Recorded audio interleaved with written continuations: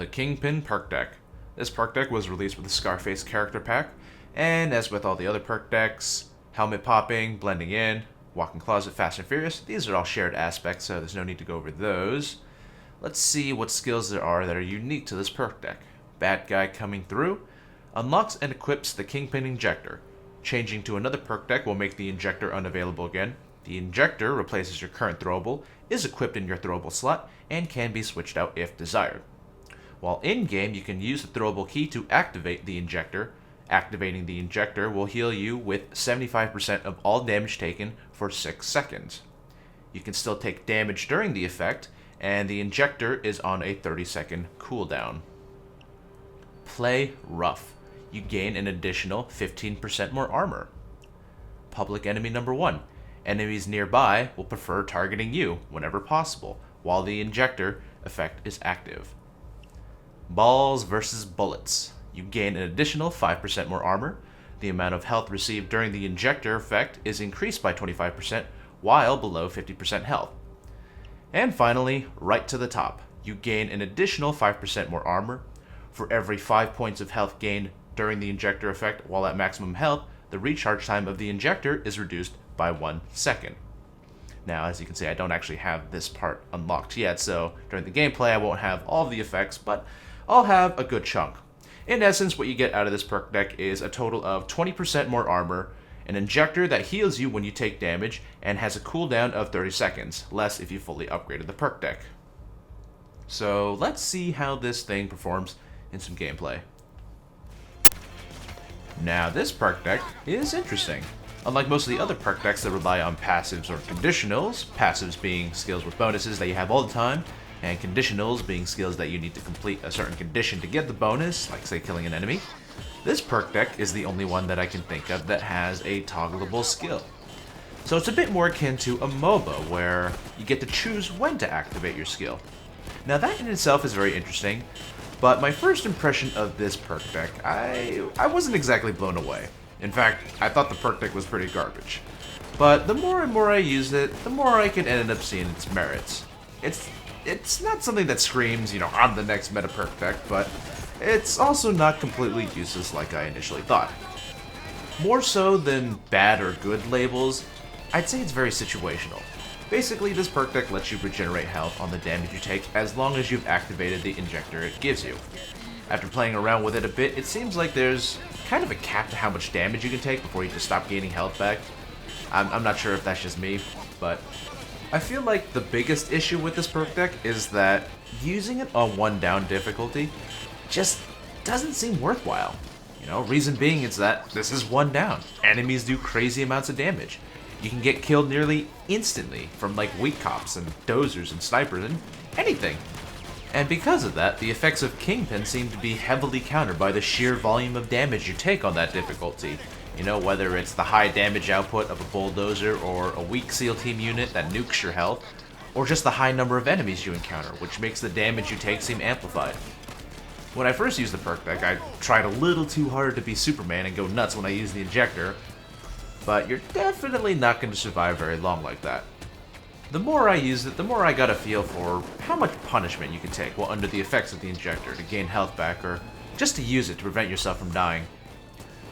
So before we move on, I just want to remind you that my opinions here are based on my impressions of this perk deck on 1 down difficulty. I haven't tried lower difficulties, but it seems pretty moot to do so when just about every setup will work on lower ones.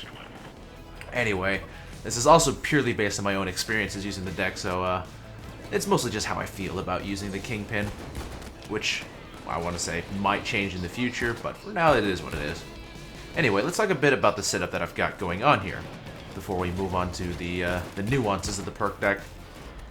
So since we're getting that extra 20% armor, and we're not getting any extra dodge from the perk deck, it would seem that this perk deck is geared for armor usage, which I have ICTV on right now. I've also gone ahead and gotten a Joker set up, so get the extra health, the extra speed, all those other goodies from the Joker cops. Your survivability outside of the Injector isn't all that great. All you have is the 20% armor. It's nice, but you've got nothing else really to help you out, so you have to be careful anytime you're on cooldown. Now, to measure the survivability of the injector effects, you know, when you're influenced by the injector, I'd say it's pretty hard to gauge, especially on one down. All I know for certain is that you're not suddenly going to become super tanky and eat sniper and bulldozer bullets for breakfast. You've got to be really careful when you activate it, since when you do, all nearby enemies will start aiming at you instead, so, you know, knowing how many enemies you expose yourself to is pretty important. Because of that, I kind of prefer a turtle-like playstyle for this perk deck. Stay hidden, in cover, anytime I'm on cooldown, maybe peek out every now and then when activating the injector to gain some health back, but you really have to control what situations you're in. So this kind of leads to where I believe this perk deck is most useful. Armor, of course, excels in situations where you defend a certain spot. You know, you won't expose yourself that much, you generally hole up somewhere. And dodge, on the other hand, is really good on the move, doing objectives, that kind of stuff. In a very subtle sense, this perk deck gives you a little bit of that utility. I find that the injector is best used when you want to go for an objective, run across an open area to get to another area, heal a teammate off the ground, something like that. To a certain degree, it's very handy to have, since on a whim you can decide that all of a sudden you want to be a lot more tanky than you usually are. This allows you to go and do things you normally won't be able to in a suit of armor, survive situations you probably wouldn't have survived otherwise. Like I mentioned earlier, you won't be invincible, and you may overestimate how tanky you can be. You will still die very fast if you take too much damage. But sometimes, just a few extra shots is all the difference for staying alive.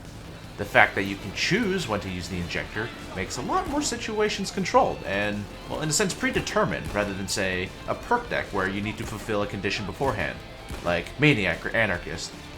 If you want to be at the height of your tankiness, you have to kill a lot of people first before you can walk out in a dangerous situation. Here, with the Kingpin, as long as you're off cooldown, you can pop it anytime. And I guess that in itself is part of what makes this perk deck a little bit hard to use. That cooldown is 30 seconds, you know, a little shorter if you make the most out of that last skill. It's not too bad, but due to the hectic nature of the game, it can feel like an eternity sometimes. You won't be able to use it every firefight, so you have to be smart about when you do use it. But on the flip side, if you think about it as a free first aid kit every 30 seconds, it's not too bad. Of course, the healing isn't as guaranteed as a first aid kit, but you definitely do get to use it indefinitely, anytime, anywhere. So far I've mostly been talking about the survivability aspect of the perk deck, but the healing aspect of it is also pretty nice. For one, self-inflicted damage will actually count toward your own healing. So say you shoot yourself with HE rounds, or you throw a Molotov, or shoot a fire grenade on the ground, you can heal off that in a very timely manner. The best part is, since, you know, it's self-inflicted damage, you could be in a completely safe environment and just heal up without having to worry about dying to enemies or something.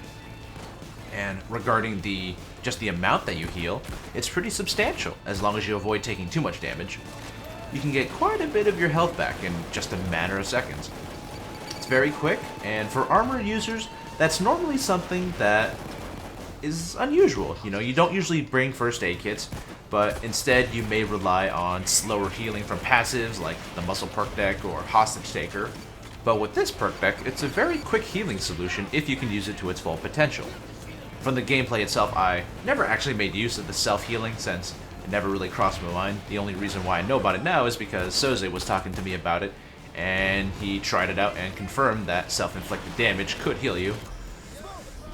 Honestly, it sounds a bit more like a bug than a feature, since most of the skills and perks in this game don't really get any benefits from self-inflicted damage, so I don't know if that'll be changed in the future or not. Just had to point that out. In any case, the perk deck is very situational, and it's definitely more interesting than I first thought it would be. I haven't used it that much, you know, these are my initial impressions, but I still feel like overall it's probably not going to be one of the best perk decks to use if you decide to go in armor. On the bright side, it's not totally useless on one down as I thought it would be, which means it should be a lot better as you scale down in difficulty. But yeah, that's just something I'm going to have to play around with more.